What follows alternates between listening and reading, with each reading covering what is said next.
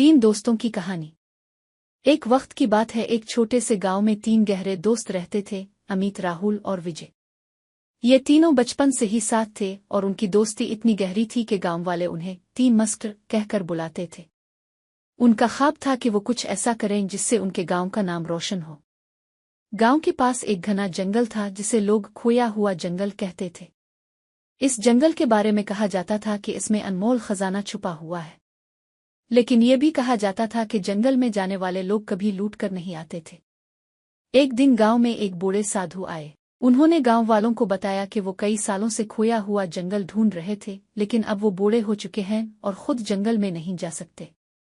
साधु ने तीनों दोस्तों से कहा, अगर तुम लोग इस जंगल में जाकर खजाना ढूंढ लाओ तो मैं तुम्हें आशीर्वाद दूंगा और तुम्हारा गांव हमेशा के लिए खुशहाल हो जाएगा।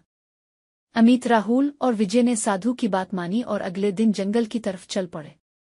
रास्ता बहुत मुश्किल और खौफनाक था, लेकिन तीनों दोस्त एक दूसरे का हौसला बढ़ाते हुए आगे बढ़ते गए।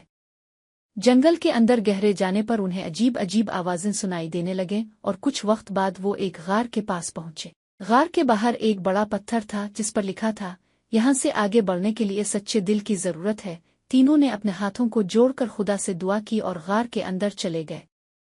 गार के अंदर अंधेरा था और रास्ता बहुत तंग।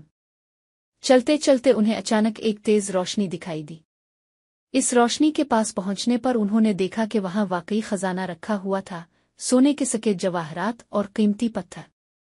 लेकिन तभी एक तेज गरज सुनाई दी और एक बड़े सांप ने उनके रास्ते को रोक लिया।